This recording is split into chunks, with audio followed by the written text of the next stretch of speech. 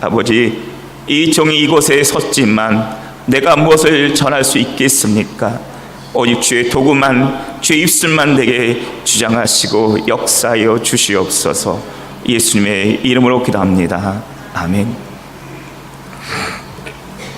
네, 안녕하세요. 또 뵙죠?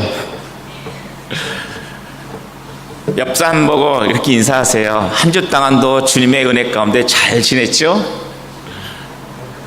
한 주 동안도 주님의 은혜 가운데 잘 지내셨죠? 하나님의 은혜가 있기에 오늘 우리가 여기 있는 거잖아요. 그렇죠? 사실 저는 이제 지난 2월 27일부터 3월 6일까지 저희 큰형이신 장영호 선교사님과 포르모사를 다녀왔어요. 제가 1년에 한 4번 정도를 거의 다녀오거든요. 많게는 6번인데 적게는 4번 정도 이제 다녀오는데 거기서 저희가 이제 강의를 합니다. 근데 날씨가 더울 줄 알았는데 정작 가니까 비가 오고 선선해서요. 오히려 저희들은 좋았습니다. 모든 것이 하나님의 은혜가 있었기에 이 모든 것이 가능한 거지, 하나님의 은혜가 없이는 사실 우리 숨 쉬는 것도 사실 힘들지 않습니까?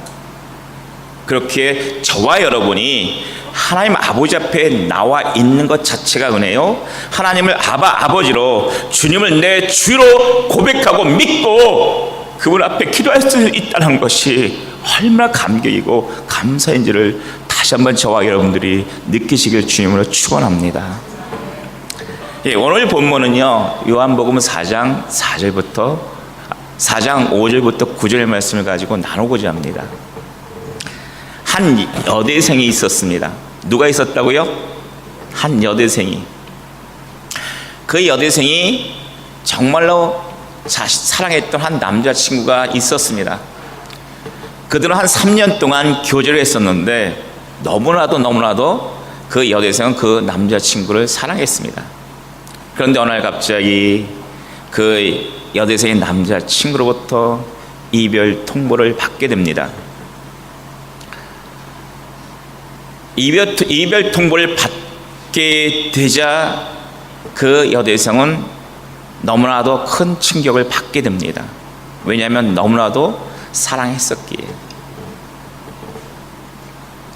그 충격은 결국은 이 여대생이 식사를 할 수 없을 정도로 심하게 몰려왔습니다. 어느 날 자신의 딸이 힘든 것을 알고 난 그 여대생의 어머니는 딸에게 다가가서는 이렇게 품어주었습니다. 그리고 그 딸에게 아주 사랑스럽게, 딸아, 나는 너를 사랑한다. 뭐라고요? 사랑한다 그러죠. 그런데 그 말을 듣는 그 순간 그 여대생의 입에서 피를 토해내게 되었습니다. 왜? 어머니로부터 딸아, 내가 널 사랑한다는 말을 들었음에도 불구하고 그 딸은 왜 피를 토하게 되었을까요? 그 딸은 그 어머니의 말을 진심으로보다는 가식의 말로 들렸기 때문에 그렇습니다. 왜 그 말이 가식이었는지 하면, 어려서부터 이 여대생이 아주 어렸을 때에 아버지가 돌아가셨습니다. 그리고 나서 이 어머니가 이 딸을 키웠습니다. 삶이 힘들 때마다, 삶이 너무너무 지칠 때마다 그 딸을 앞에 두고, 왜 태어났니? 왜 태어났어? 내가 너만 아니었다면 다시금 재혼해서 팔자 고칠 텐데. 누구 잘못이죠? 딸의 잘못 아니잖아요. 20년 동안 그 말을 듣게 되는 이 여대생이 남자친구한테 이별 통보를 받고 나서 어머니가 자신을 향해서 딸아, 내가 널 사랑한다고 했을 때 그 말에 진심으로 들릴까요? 정말 엄마가 나를 사랑했다고 한다면 힘들어도 오히려 그런 말 하지 않고 날마다 딸이 힘들 때도 안고 더 위로해주고 따뜻한 사랑을 주었음에도 불구하고 그렇지 않았는데, 지금 어렵다고 해서 어머니가 그 말을 한다고 한다면 그 말은 진심을 들지 않겠죠. 오늘 본문은 오늘 본문은 주님이 예루살렘에 있다가 유대에 있다가 갈릴리로 가시는 중에 사마리아 길로 가시면서 한 여인과의 만남을 통해 나눈 대화 속에서 저는 오늘 본문을 조금 다른 각도로 오늘 보고자 합니다. 우리는 사실 이 본문을 너무나 많이 설교를 들었을 겁니다. 그런데 오늘 저는 좀 다른 각도로 다른 방향에서 이 본문을 여러분들과 함께 나누고자 합니다. 그래서 말씀의 제목을 상처가 있으면 뭐라고요? 예, 제가 물으면요 좀 크게 좀 대답해 주세요. 뭐라고요? 제목이? 예, 상처가 있으면. 자, 한번 생각해 보세요. 올해 다들 상처가 있을까요? 없을까요? 있어요. 이 세상에 상처 없는 사람은 없습니다. 단지 크냐 작으냐의 차이일 뿐이지 누구나 상처는 갖고 있습니다. 그런데 상처가 있으면요 그 상처에 어떻게 큰 상처를 갖고 있냐에 따라서 달라집니다. 상처가 있으면 첫째는 뭐냐면 말을 상대방에게 부드럽게 하지 않는다는 얘기입니다. 뭐라고요? 말을 상대방에게 부드럽게 하지 않아요. 종종 부부싸움 할 때도 어떻죠? 남편은 싸우려고 한 게 아닌데 어떨 때 아내가 그 말을 좋게 받아기보다는 반대로 자기 어떤 자존심이라든가 무엇인가를 거두는 걸 생각해서 화를 내면서 말할 때가 있지 않을까요? 왜냐하면 오늘 본문을 보시면 주님이 이 여인에게 뭘 요구하죠? 물 한 잔입니다. 목이 말라서 물을 요청했습니다. 그런데 정작 이 여인은 당신은 유대인으로서 어찌하여 사마리아 여자인 나에게 물을 달라고 하십니까? 그 당시 사실은 유대인들하고 사마리아 사람들 갭이 있었습니다. 거리가 있었습니다. 같이 있을 수가 없었습니다. 그러나 나그네가 목이 마르구나 하고 갖다 주면 아무 문제가 없습니다. 그런데 당신하고 우리는 상종할 수가 없는데 왜 나에게 물을 달라고 했을 때 이 연예의 말이 부드럽게 나갔을까요? 아니면 퉁명스럽게 나갔을까요? 웃으신 분이 계신데 아마 부드럽게보다는 아마 퉁명스럽게 나갔은 거로 믿을 겁니다. 제가 한국에서 공부할 때입니다. 제가 안산에서 그러면서 동시에 하나님이 또 은혜를 주셔서요 제가 한국에서 안산에서 개척을 하고 있을 때인데 어느 날 제가 교제하고 있는 목사님네 교회에서 치유 세미나가 있었습니다. 그런데 어느 날 제 이틀째 제가 가봤었는데 한 여자 성도가 3일째 되는 날 이제 간증하는 걸 제가 듣게 되었습니다. 근데 여자분이 이제 집사님이시더라고요.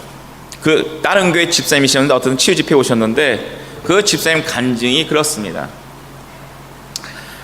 자신의 언니가 먼저 결혼하고 자신은 이제 은행에서 이제 농협에서 이제 일을 하고 있을 때인데 언니가 결혼하고 좀 생활이 힘들자 장사를 하고 싶어서 이 여동생을 통해서 은행에서 돈을 빌렸다고 합니다. 그런데 장사가 6개월 만에 완전히 내리막길 걸더니 결국 6개월 만에 문을 닫게 되었습니다. 6개월 동안 은행에서 돈을 빌렸으면 이자를 내야 돼요? 안 내야 돼요? 이자를 내야죠. 근데 이자를 내지도 않고 심지어 원금을 갚지도 않고 결국 그럼 그 모든 것을 여동생이 껴안게 되었습니다. 자기 월급에서 이자를 내야 되고 심지어는 돈을 1년 동안 갚지 못하니까 결국은 은행에서 이 여동생의 여집사님의 사회 사표를 요구하면서 퇴직금으로 그것을 갚게 했습니다. 언니 때문에 돈을 빌려주고 언니 때문에 은행에서 또 쫓겨나게 되고 퇴직금 받는 것도 언니 때문에 한 푼도 받지 못하게 되었습니다. 시간이 흘러 이 자매도 결혼하고 돈이 필요할 때마다 언니한테 언니 근데 차마 돈 얘기를 못 하겠더래요. 언니도 생활이 어려운 걸 아니까 언니 그러면 벌써 언니가 감을 잡고 이렇게 얘기한답니다. 야 알았어 줄게. 그거 얼마나 된다고 그러니? 하고 딱 끊는데요. 근데 그게 10년의 시간 동안 그렇게 한 푼도 안 주면서 갚을게. 어떨 땐 이 여동생이 언니 목소리만 듣고 싶어서 전화해도 항상 말을 그렇게 한다고 합니다. 그런데 치유 세미나 이틀 3일 지나면서 이 여동생의 진심을 알게 된 그 언니는 자신도 모르게 여동생의 말을 전화를 받으면 미안하다. 내 잘못이고 내가 너에게 해주지 못하는 건 미안하다. 용서를 구한 걸 알면서도 사실은 그렇게 말이 나오지 않는다고 합니다. 왜 그럴까요? 쓴뿌리가 있기 때문이에요. 그런데 다들 한번 생각을 해보세요. 우리가 누구로부터 상처를 받게 되죠? 자라면서 어려서부터 누구로부터 상처를 많이 받게 되죠? 첫째는 부모님부터 상처를 많이 받을 겁니다. 특히 깨어진 가정을 한다면 부모님이 술 드신 분이 아버님이 술을 드시는 분 같으면 알게 모르게 그리고 폭력을 쓰시는 분이라고 한다면 어떻게 할까요? 그 가정의 자녀들은 알게 모르게 많은 상처를 갖고 성장하게 되었습니다. 어떻든 치유 세미나 마지막 날 이 두 자매는 서로 껴안고 서로를 용서해주면서 언니는 내 모든 게 내 잘못이다. 미안하다. 진심으로 용서를 구했고 또한 진심으로 사과를 했습니다.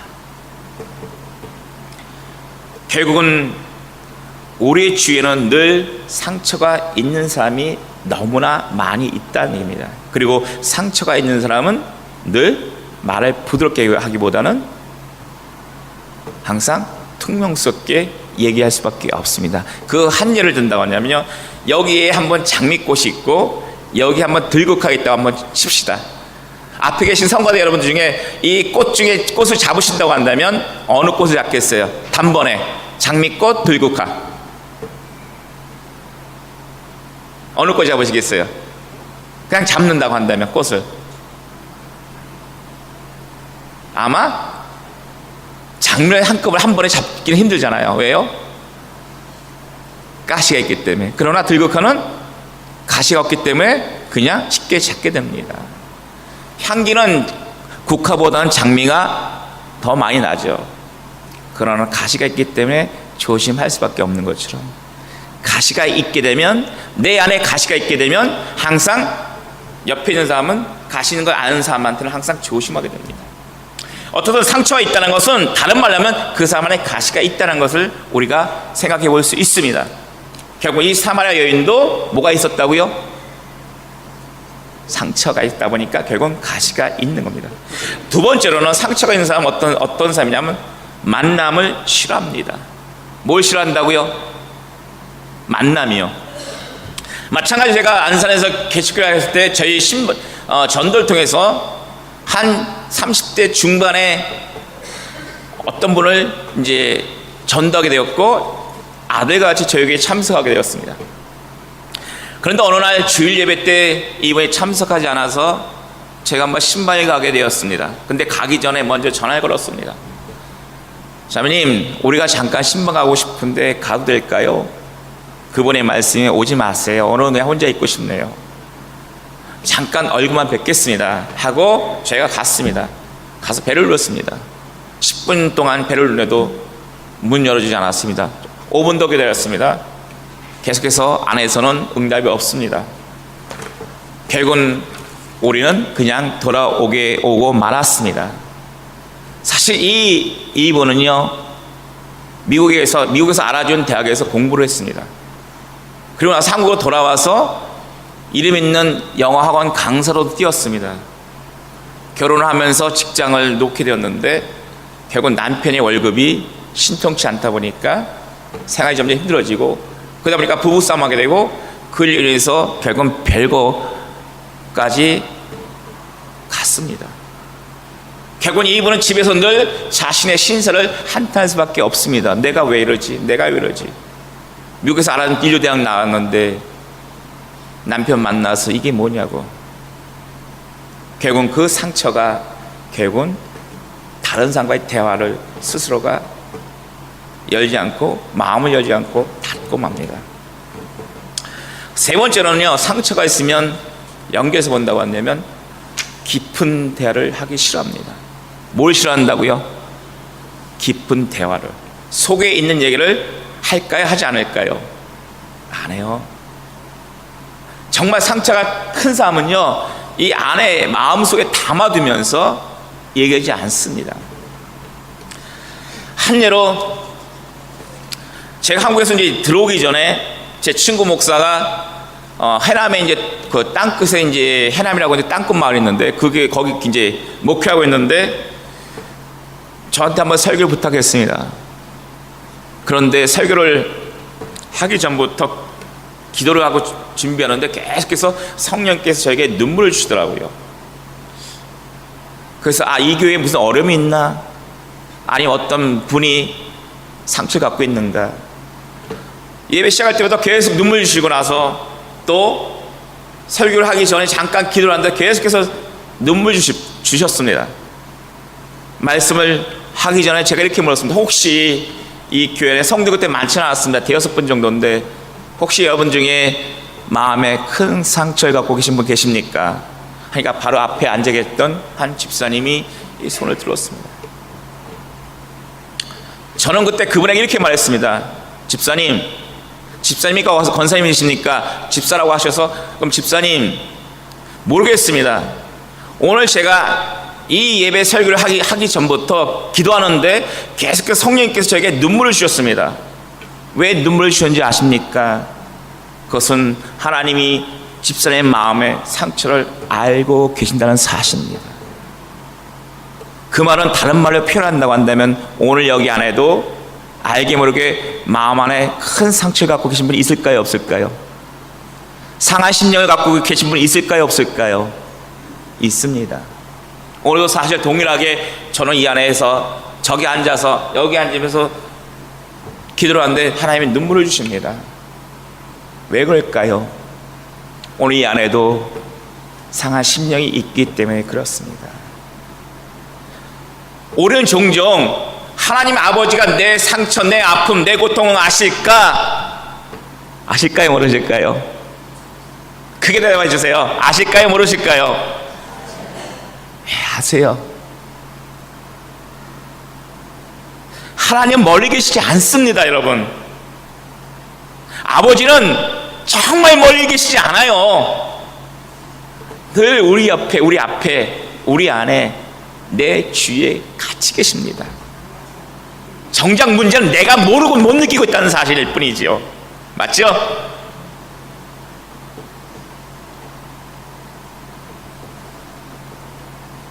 그 다음날 그분이, 제가 그 예배 끝나고 나서 그분에게 했습니다. 집사님, 시간 되시면 교회 오셔서 기도하세요. 아픈 상처들 다 주님께 아뢰세요. 아버지께 다 아뢰세요. 저는 집사님이 어떤 상처를 갖고 있는지 모르지만 분명히 하나님이, 주님이 만져주실 겁니다. 그 다음날 이 집사님이 기도하러 오셨습니다. 그러고 나서 저에게 이렇게 얘기합니다. 목사님, 제가 그 상처를 갖게 된 건요, 제가 그 당시 그분이 60이셨습니다.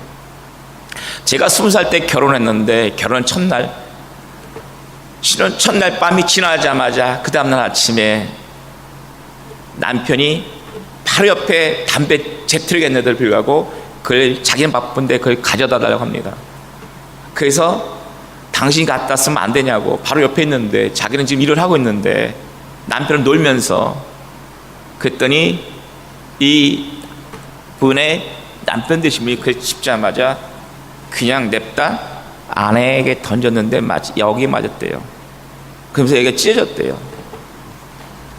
결국은 그 한 번의 사건에서 이분이 40년 동안 남편이 무서워서 남편이 옆에만 가면 부들부들 떨었다고 합니다. 무엇 때문에? 한 번의 큰 상처 때문에. 이분도 그것을 안고 살았던 거예요. 그런 깊은 아픔 상처들을. 얼마 동안이요? 몇 년 동안? 이제 40년 동안이요. 그런데 하나님은 저를 통해서 그분을 아픈 상처를 만지게 하셨고 입술 통해 고백하게 하셨고 치유하실까요? 안 하실까요? 치유하시죠. 그래서 오늘 본문을 통해서요 몇 가지 나눠가지고 한다면 우리에게 주신 교훈이 뭐냐고 한다면 바로 하나님이 우리의 아픔을 상처를 아신다는 얘기입니다. 왜 그러냐면요 한번 잘 생각해 보세요. 예수님이 사마리아 수가성을 지나가는데 우물 있는 곳을 지나가는데 몇 시에 지나가시냐면 오늘 본문을 보시면요 6시입니다. 6시는 거기다 6시를 더하면 돼요. 그러면 정오입니다. 낮 시간이에요. 아주 뜨거운 시간이에요. 그 시간에 주님이 그것을 걸어가는데 그 여인도 물을 언제 길러 나오죠? 그 시간입니다. 이것은 우연일까요? 여러분 주님 안에 우리의 삶은 우연이 있을까요? 없을까요? 세상 사람들이 우연이 있을지 모르지만 주님 안에 있는 우리는요 우연이 없습니다. 만남은 하나님이 우리에게 무엇인가 주시고자 하는 교훈이 있습니다. 아멘? 하나님이 이 상처 많은 이 여인을 다듬어주고 위로해주고 회복시켜주기에 하나님이 그 한 영혼 때문에 하나님이 주님을 그곳에 보내신 겁니다. 아멘? 그렇다고 한다면 오늘도 마찬가지입니다. 여러분 오늘 이 안에 아픈 상처가 있는 분 분명히 있습니다. 오늘 하나님은 성령님을 통해서 그분의 아픈 마음 상한 심령들을 치유하시고 만지시고 회복시켜 주길 원하신다는 사실입니다. 두 번째로는요 회복입니다. 오늘 본문 성경에 그런 얘기 없습니다. 주님과 그 여인과의 대화 속에는 그런 얘기는 분명히 없습니다. 그런데 저는 이렇게 한번 유추해 봤습니다. 주님이 그 사마리아 여인과의 대화 속에 어쩌면 이렇게 얘기하실 수도 있겠다라는 생각을 해봤습니다. 그것은 따라 그동안 내가 가지고 있었던 그 모든 아픔, 고통, 상처 더 이상 어깨에 치지 마라. 내가 대신 질 테니 너는 나로 인하여 기쁨과 자유함을 갖고 살아라. 왜냐하면 세상의 그 어떤 것으로 너의 마음을 채울 수가 없단다. 오직 너의 마음을 채울 수 있는 것은 바로 하나님 한 분만으로 족하단다. 세상 것은 채워지면 어느 순간 또 빠져나가지만 하나님으로 채워지면 다시 빠져나가지 않는단다. 왜냐하면 너희 안에서 영생하는 샘물이 솟아나기 때문이다. 아멘. 내가 그것을 주기 위해서 오늘 너에게 왔다. 오늘도 마찬가지로 주님이 여러분 안에게 이 말씀 하시지 않을까요? 저는 지난주 아까도 말씀드렸지만 2월 27일부터 3월 6일까지 프로모사의 라스로미땅 또한 라구나지라는 곳을 신학교 강의가 있어서 거기를 다녀왔습니다. 토요일 오후쯤에 공부를 하러 온 한 자매가 목사님, 파스tor 자기에서 기도 좀 해달라고 저에게 부탁을 했습니다. 그래서 제가 그랬습니다. 당신이 기도하면 되지 왜 굳이 나한테 기도를 하냐고, 부탁하냐고. 예수 믿냐고, 예수 믿는다고. 성령 계시냐고, 계신다고. 그러면 기도하면 되지 왜 굳이 나한테 기도를 받으려고 하냐고. 그런데 이 자매가 저에게 얘기합니다. 파스tor, 목사님, 저희 집에는 예수 믿는 사람이 저밖에 없고 저희 어머니, 제 남편, 제 동생들, 제 아이들 다 예수 믿지 않습니다. 예수 믿는다는 것 때문에 알기 모르게 많이 힘들게 합니다. 그래서 어떨 때는 집에 가기 싫습니다. 어떻게 하면 좋을까요? 어떻게 하는 것이 좋은 방법일까요? 저는 그 자매에게 그렇게 말씀하셨습니다. 자매님, 우리는 누구나 문제를 갖고 삽니다. 예수를 믿든 예수를 믿지 않든 자매님이나 나 역시도 문제를 갖고 삽니다. 그런데 중요한 것은 내가 갖고 있는 문제를 내가 해결하려고 하느냐 아니면 주님께 맡기느냐, 그 차이입니다. 정말 하나님 아버지는요, 우리가 자식이라고 한다면 우리를 대신하길 원하십니다. 근데 우리가 종종 맡긴다고 하면서도 맡기지 않고 어떻게 하죠? 내가 다 하려고 하죠. 그럼 하나님은 어떻게 하실까요? 도와주실까요? 아니면 지켜보고 계실까요? 네? 도와주실까요? 아니면 지켜보고 계실까요? 답변 좀 해주세요. 예, 지켜보세요. 정말 하나님은, 내가 알고 있는 하나님은요, 지켜보는 분이 아니에요. 정말 내가 그분을 의지하고 믿고 정말 내가 안고 있는 문제들, 주님 내가 이런 문제 있습니다, 이런 문제 있습니다, 아버지 해결해 주셔야잖아요 하고 맡겨드리면요, 그분이 직접 일을 하신다는 사실입니다. 근데 정작 우리는 알면서도 행할까 하지 않을까요? 설마. 마찬가지입니다. 정말 여러분들이 이 아르헨티나에 사시면서 알기 모르게 좀 힘든 시간을 갖고 있습니다. 장사도 또 잘 되는 것도 아니고 또 교회 문제도 있고 여러 가지 사항들이 여러분들에게 복합적으로 와 있습니다. 이럴 때 우리가 해결할 수 있는 방법이 있습니까? 솔직히 말씀드린다고 한다면 정말 하나님이 역사하지 않고 일하시지 않으면요, 우리가 갖고 있는 환경 상황 결코 바뀌어지지 않습니다. 결국 하나님께 맡기고 그분 안에서 누리고 자유함을 갖고 그분의 하심을 바라보는 것밖에는 방법이 없습니다. 제가 그분께 말씀드렸습니다. 그 자매님에게, 자매님 맡기고 지켜보세요. 하나님이, 주님이 어떻게 자매님에서 자매의 가정을 위해서 일하고 계신지를. 왜 하나님이 일하시는지 아세요? 왜 하나님이 우리를 향해서 우리를 위해서 일하시는지 아세요? 자신이 당시 살아계심을 우리에게 믿게 하기 위해서 일하신다는 사실입니다. 정말 하나님은 살아계신다고 얘기하죠. 행동해 주셔야잖아요. 이루어 주셔야 우리가 살아계신 거 알죠. 침묵하신다고 한다면 하나님은 살아계신가요? 살아계세요? 죽어 계신 거예요? 잠자고 계신 거예요? 하나님이 살아계신다는 건요, 지금도 일하시고 계신다는 사실입니다. 세 번째는요, 오늘 본문을 통해서 마지막으로 얘기한다면 환경에 매이지 말라는 얘기입니다. 뭐에 매이지 말라고요? 뭐에 매이지 말라고요? 예, 환경입니다. 자, 우리 성경에 그런 얘기는 없습니다. 근데 이 여인이 몇 번 결혼했죠? 5번 결혼하고 6번째 지금 동거하고 있습니다. 맞나요? 그렇다고 한다면 이 여인은 무엇 때문에 이렇게 5번씩이나 결혼하고 또 한 남자 동거하고 살까요? 저는 이렇게 생각해 봤습니다. 유대인들의 문화는요, 어떻게 보면 우리 한국과 비슷합니다. 2000년 되면은 여자가 이혼을 요구할 수 없었습니다.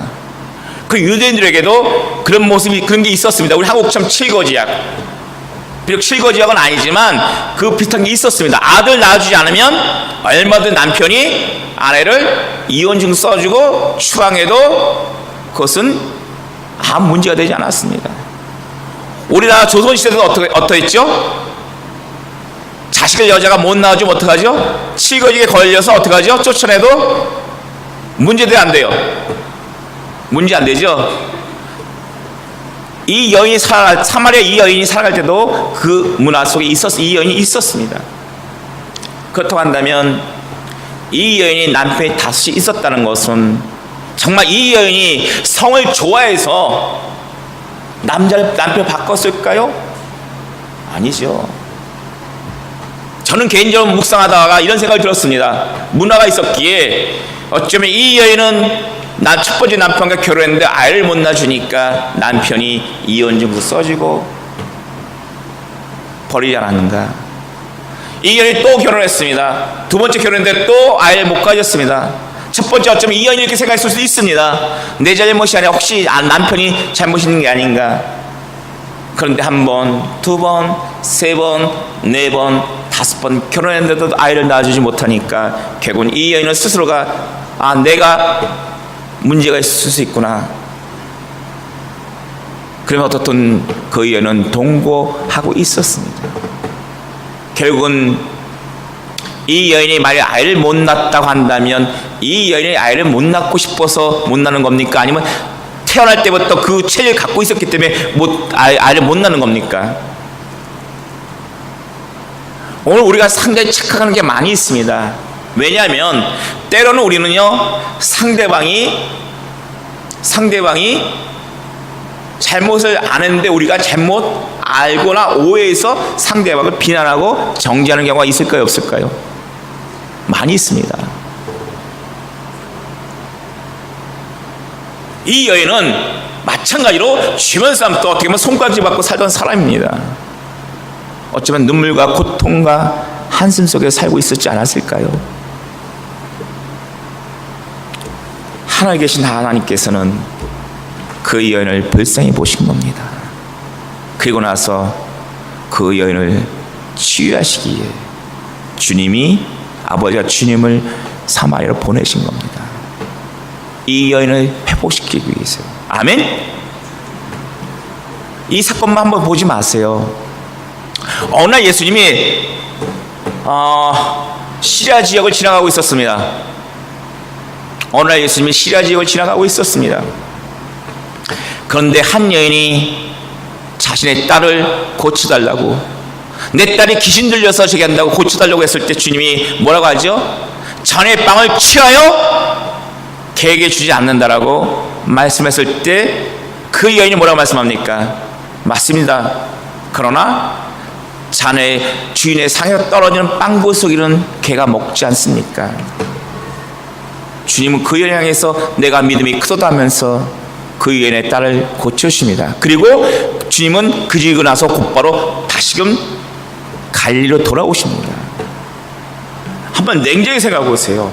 주님 왜 시야에 가셨을까요? 왜 주님이 사마리아 가셨을까요? 주님은 다수 때문에 가신 것도 아닙니다. 어쩌면 때로는 그 아파하고 힘드는 그 한 사람 때문에 주님은 오늘도 찾아가신다는 사실입니다. 아멘. 마찬가지입니다, 성도 여러분. 여러분 개인기 속에 아픔과 고통과 상한 심령이 있다고 한다면 오늘도 동일하게 주님은 성령께서 여러분을 찾아가셔서 위로하시고 회복시키시고 다시금 자기 백성답게 살기를 기뻐하시고 원하신다는 사실입니다. 제가 이제 오늘 마치겠습니다. 제가 세 번째 그랬죠. 환경에 매이지 말라고요. 제가 이 안틀에 다시 들어온 게 6년 전인가 그렇습니다. 6년인가 7년 돼가네요. 2011년도에 들어왔으니까. 제가 있던 교회에서 사임을 하고 제가 개척교회던 걸 정리하고 다른 교회에서 1년 4개월 있었는데 거기서 정리하고 사임하고 이제 아래 들어올 기간 한 달의 기간이 있었습니다. 근데 그 한 달 기간 속에 한 보름 정도 제가 상당히 많이 힘들었습니다. 여러 가지 상황들이 있어서. 어느 날 제가 같이 개척했을 때 같이 가셨던 집사님 부부 집에 제가 찾아갔습니다. 그분들도 신앙을 하셔가지고 또 목사가 되셨습니다. 제가 가니까 장 목사님, 예, 많이 힘드시죠? 예, 좀 힘드네요. 목사님, 내가 아는데 목사님 걱정하지 말고 상황을 축복해요. 뭘 축복하라고요? 크게 뭘 축복하라고요? 예, 상황을 축복하라고 그래요. 저는 이해가 되지 않았습니다. 아니, 상황을 축복하라니? 아니, 목사님, 성경에는 예수님도 그 누구도 상황을 축복하라고 말씀하시는 분이 없습니다. 축복하라고, 상황을 축복하라고 기억한 것도 없습니다. 그런데 상황을 축복하라고요? 이해가 되지 않았습니다. 그런데 그분이 하시는 말씀이, 목사님, 그럼에도 불구하고 맞아요. 근데 한번 상황을 축복해 보세요. 분명히 무엇인가 달라집니다. 그래서 알겠습니다. 그럼 한번 해보죠. 그 다음날 아침서부터 일어나면 상황아, 내가 널 예수 그리스도의 이름으로 축복한다. 시간이 있을 때마다 나쁜 상황을 통해서 바라보면서 상황아, 내가 너를 예수 이름으로 축복한다. 축복한다. 축복한다. 하루 지났죠? 이틀 지나죠? 3일 지나죠? 상황은 결코 바꿔지지 않습니다. 그런데 무엇이 바꿔진지 아세요? 무엇이 바꿔진지 아세요? 크게 해주세요. 예, 맞아요. 정답이에요. 마음이에요. 마음이 바뀌더라고요.